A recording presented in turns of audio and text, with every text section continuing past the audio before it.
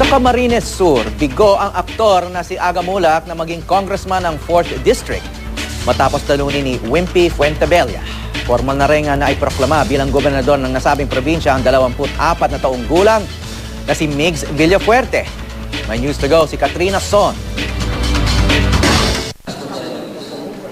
Tuluyan nang nanalo si Wimpy Fuentebella laban sa aktor na si Aga Mulak sa pagkakongresista ng 4th District ng Camarines Sur. Kagabi, formal nang iprinoklama si Fuentebella na nakakuha ng 82,834 na boto. Mahigit 2,200 lang ang lamang niya sa nakuhang 80,629 na boto ni Aga.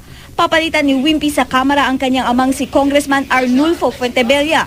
Ang kampo naman ni Aga, naghain na ng petition for failure of elections sa ilang polling precincts na may corrupted CF cards o sirang PICOS machine. Tumanggi namang magkomento kaugnay nito ang kampo ni Fuentebella. Naiproklama na rin kagabi ang 24 na taong gulang na si Migs Villafuerte bilang gobernador ng Camarines Sur. Nakakuha siya ng mahigit 263,000 na boto laban sa mahigit 200,000 votes na nakuha ng kanyang lolong si outgoing Congressman Luis Villafuerte Sr. Hanggang ngayon daw hindi pa nag-uusap ang maglolo, pero umaasa ang governor-elect na magkakaayos sila. Ako na mismo po ang tatawag sa kanya, magte-text sa kanya, or pumunta po sa bahay niya para po mag-usap kami na magkaisa na po ang pamilya namin. Dahil at the end of the day, pamilya po kami, mahal ko po siya.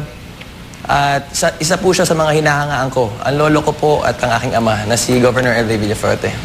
Pero ang sagot ng kanyang lolo, how can I reconcile with the hypocrite and a liar?